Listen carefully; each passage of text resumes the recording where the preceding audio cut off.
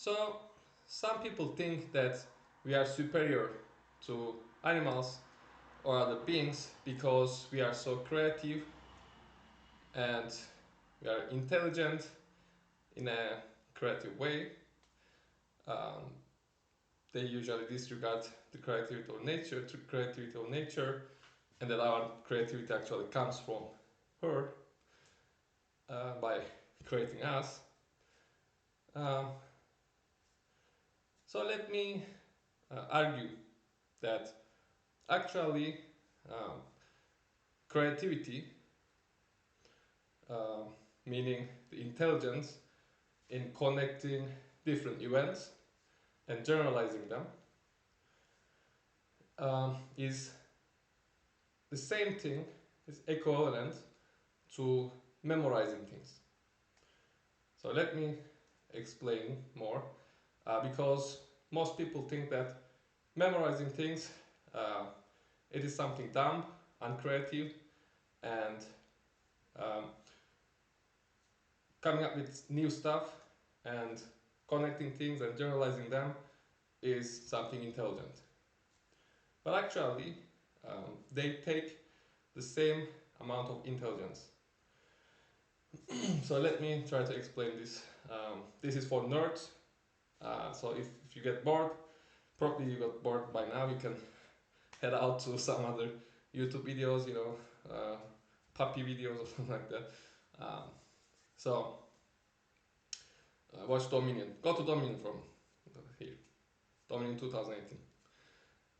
So let's imagine that we have um,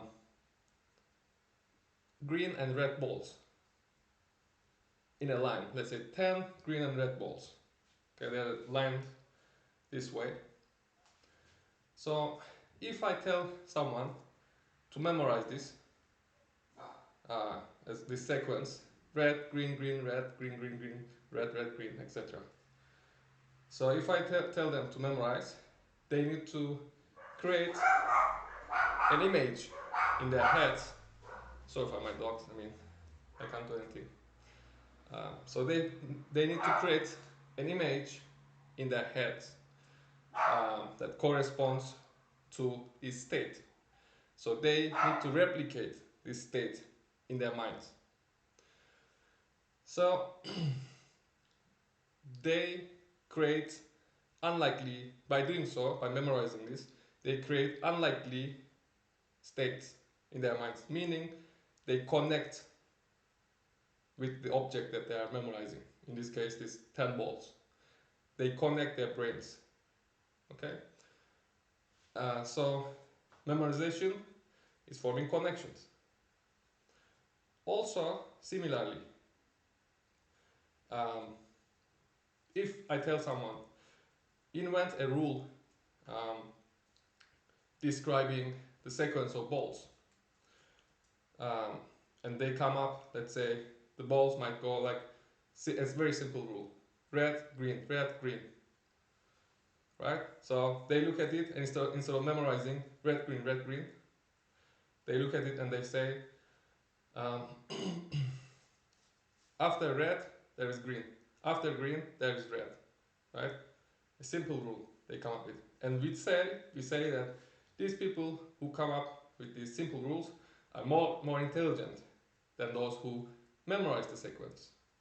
Actually, if we make it 1,000 balls, you will easily say that those who memorize this sequence, we can feel that they have a different kind of intelligence, right? This is a very difficult thing to do. So at some point, we realize it. But at lower um, amounts of information, we don't realize this intelligence. But we realize when we come up with rules.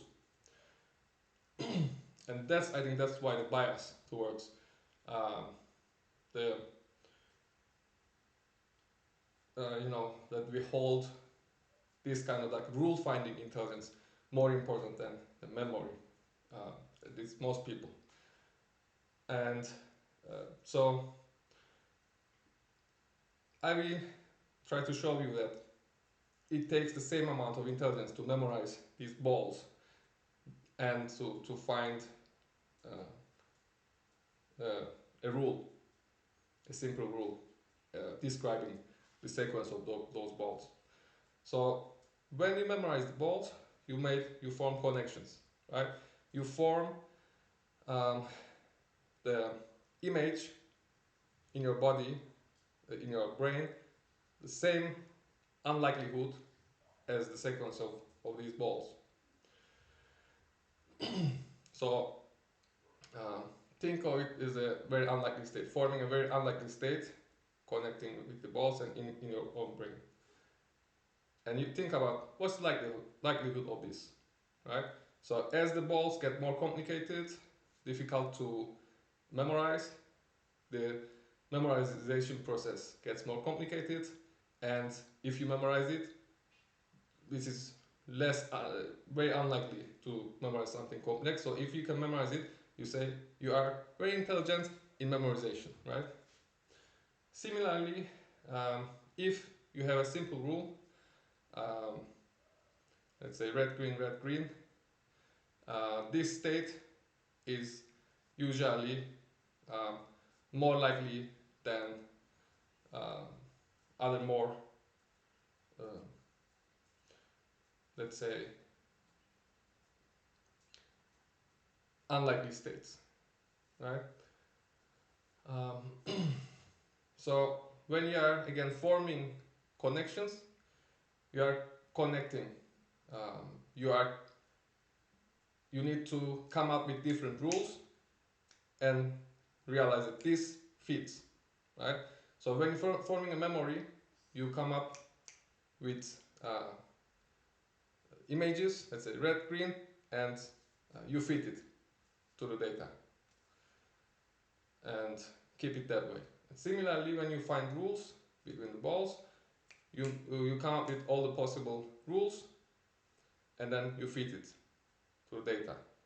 And then you say it explains. Because you have to look at all the data. You can't just look at the next ball and say, after green, there comes red. You need to examine all the balls until the end and then confirm that your rule is fitting the data, right? So that's why I think I couldn't explain it nicely, and it's quite a complex thing that it takes the likelihood. What I'm coming at is likelihood of memorizing something is the same likelihood of finding a rule to describe that thing. So it's the same likelihood. Likelihood means that you need to come up with different combinations in your head to memorize it or to find a rule for it. And it is the same likelihood, meaning it is the same difficulty, right? It is as impossible as memorization is as impossible as coming up with a rule. Not impossible, but like difficult in terms of possibility. So then, where this because animals don't seem so intelligent, where this intelligence comes from? That we are more creative, we can find more rules, etc. At least in some areas, that it comes down to is that animals are given intelligence naturally, meaning memorization mostly. They can do it, and it comes naturally, and that's why we don't realize it that much. We think of it as something given, right? Our memory too. We think it's something given, but when we just put a little bit of effort in connecting things, maybe this is nothing comes close to memory that how much effort we are putting in memorization, that we just, because it's so common, we just neglect the uh, memory intelligence, and we just think that our type of intelligence that we uh, like to think separates us from animals is more important. But actually, um, animals also do generalizations, finding rules. Their focus is different.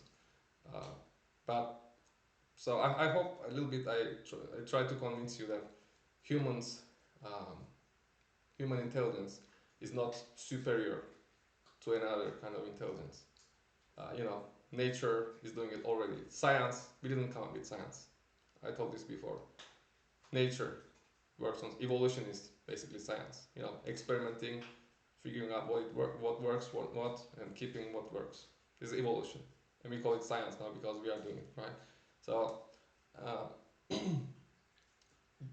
I hope this convinces you, if you are still thinking like humans are superior and the most important, realize that we are not doing anything different. Nothing we did is different, except we are actually, we lost harmony with the rest. That's our difference. That's our only difference. That we realize that there is some exponential growth, there is some chaotic things going on, you know, some rapid change, and we say we are doing something. Like our ego is saying we are doing something, we are changing something, so we must be intelligent. No, this is actually a disruption to harmony. That's all. That's what we are doing, right? And yes, I hope this makes sense to you. And I think this is the case. And write down your comments and let me know what you think about this. I think it's nice to think. You know, some people, when I mentioned about probabilities, they were upset. Let's say um, they were saying like red green balls. It has the exactly same probability with another combination, etc. But realize again. Let me remind you, probabilities are about microstates. You can't talk about probability of microstates because all microstates have the same probability. So probability is meaningless if you don't think about microstates. So we are thinking about microstates, the connections of things with each other, right? Um, the bigger picture. Okay. So if you think about this from a microstate perspective, it will make sense. Okay. Thank you very much for listening. See you in another video.